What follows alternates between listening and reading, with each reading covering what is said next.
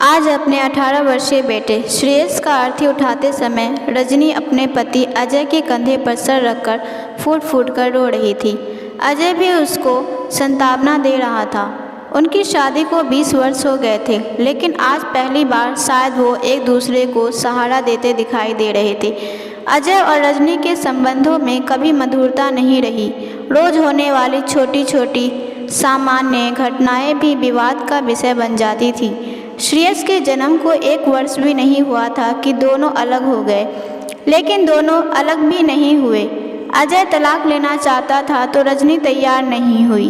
दोनों के मध्य मुकदमा हुआ। रजनी के परिवार ने अजय पर दहेज और घरेलू हिंसा का मुकदमा किया, जिस कारण उसके परिवार को 2 वर्ष से ज़्यादा जेल में भी रहना पड़ा। इसके बाद अजय ने भी रजनी पर चरित्रहीन होने का आरोप लगाए तो रजनी ने भी अजय और उसके पिता पर चरित्रहीन होने का आरोप लगाए। उन दोनों को इन कानूनी लड़ाई में दोनों की ही तरफ से एक दूसरे को नीचा दिखाने को हर तरह के झूठ सच आरोप लगाए गए। श्रेयस की कस्टडी का भी मामला भी उसके तलाक के मुकदमे के साथ खिंचता रहा। दोनों के ही माँ बाप अब इस दुनिया में नहीं रहे थे। बस एक अजय ही था जो इनके इस विवाद में सबसे ज़्यादा पिस रहा था। उसे हॉस्टल में पढ़ाने के लिए भेजा गया। अजय और रजनी श्रेयस से मिलने तो जाते थे, लेकिन श्रेयस ने कभी उन्हें एक साथ नहीं देखा था। जैसे जैसे उसकी उम्र बढ़ी, वो भी इनके विवाद को समझ गया। उसने भी प्रयास किए, लेकिन कुछ नहीं हुआ। श्रेयस ने नशे को अपना साथी बना लिया और पढ़ाई भी छोड़ दी। अब वो इन दोनों से ही दूर भाग रहा था। अजय और रजनी को जानकारी मिली कि इनका बेटा अब जिंदगी की आखिरी सांसें गिन रहा है। अजय और रजनी श्रेयस के जीवन के आखिरी 15 दिन उनके साथ रहे। जीवन में पहली बार वो साथ भी रहे। इन 15 दिनों इतना रोए कि श्रेयस के दाह संस्कार तक वो दोनों ही आँखों के आंसू जैसे सूख चुके थे। अजय ने श्रेयस का अंतिम संस्कार अपने पैतृक गांव में ही किया था। पहली बार अजय और रजनी में किसी भी विषय को लेकर कोई विवाद नहीं हुआ था। रजनी और अजय दोनों एक साथ बाहर पार्क में बैठे हुए थे। दोनों अपने ख्यालों में खोए थे। रजनी को याद आया कि बचपन में श्रेयस कैसे जिद करता था, मम्मी आप पापा के साथ क्यों नहीं आती? जब वो आते हैं तो आप नहीं आती, जब आप आती हैं तो वो नहीं आते। रजनी टाल देती थी। श्रेयस भी अपने ख्यालों में था। उसे याद आ रहा था जब श्रेयस ने उसे पहली बार कहा, पापा आप और मम्मी साथ क्यों नहीं रह सकते? अजय ने झल्लाते हुए, उसके साथ कोई नहीं रह सकता, तू भी नहीं। अजय मौन हो गया। अजय ने रजनी की तरफ देखा, वो भी उसको ही देख रही थी। दोनों के मस्तिष्क में श्रेयस के साथ बिताए आखिरी 15 दिन घूम रहे थे।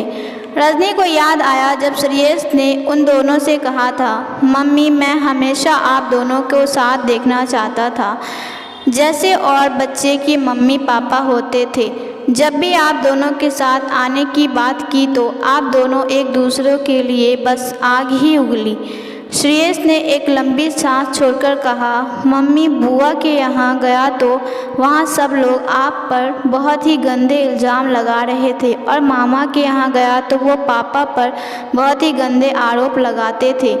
इसलिए मैं ऐसे किसी के भी पास नहीं जाता था जो आप दोनों को जानता हो। फिर श्रेयस ने अजय और रजनी की तरफ देखकर बोला, पापा आप दोनों ने भी एक दूसरे पर बहुत गंदे इल्ज़ाम लगाए थे, इसलिए मम्मी इतने गंदे तो आप दोनों कभी नहीं हो सकते थे।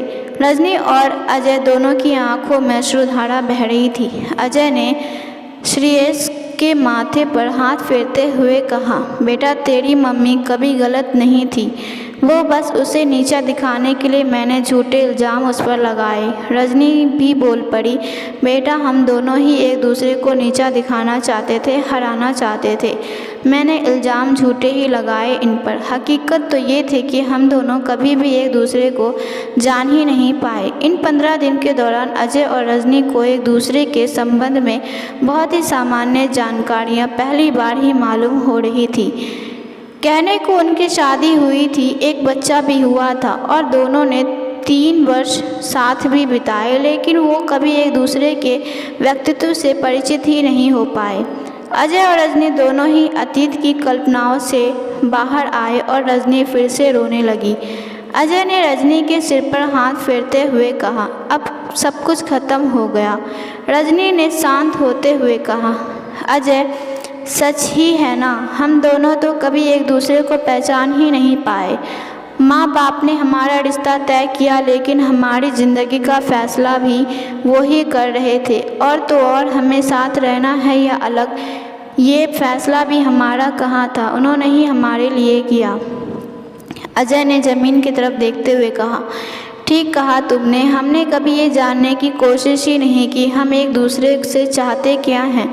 तुम्हारे माँ बाप जो बोलते थे वो तुम सुनती और समझती थी, और मेरे माँ बाप जो बोलते थे वो मैं सुनता और समझता था। लड़ाई तो उनके ईगो की थी जो हम लड़ते रहे जीवन भर। रजनी ने अजय की तरफ देखते हुए कहा, बाद में वकीलों की सलाह पर हम चलते रहे। हमारे माँ बाप के ईगो की लड़ाई हमने लड़ी, लेकिन उसे सबसे ज़्यादा सहा हमारे बेटे ने। क्या मिला हमें? क्या कभी भी एक बार भी हमने सारी दुनिया को भूलकर एक दूसरे के बारे में, अपने बेटे के बारे में सोचकर कोई फ़ैसला नहीं लिया? तुम वो करते रहे जो तुम्हारे माँ बाप को सही लगा, और मैं वो करती रही जो मेरे माँ बाप को सही लगा। क्या हुआ परिणाम? मैं और एक अच्छी बेटी, पत्नी और माँ नहीं बन पाई, और तुम एक अच्छे बेटे, पति और बाप नहीं बन पाए। अजय ने अपने हाथों में रजनी के हाथ को लेते हुए कहा, जिन माँ बाप के ईगो की लड़ाई हमने लड़ी वो चले गए हमें छोड़कर, लेकिन हम लड़ते रहे। रजनी, दूसरा गलत है या सही, इसको जानने के लिए उसे जानना पड़ता है, लेकिन हमने तो एक दूसरे को जानने की कोशिश ही नहीं की। रजनी ने एक करुणा भाव चेहरे पर लाते हुए कहा, हमें एक दूसरे के लिए हमारे पेरेंट्स ने ही पसंद किया पहले। अजय ने एकदम कहा, नहीं, मुझे भी तुम पसंद थी। रजनी ने प्रत्युत्तर दिया, मुझे भी तुम पसंद थे।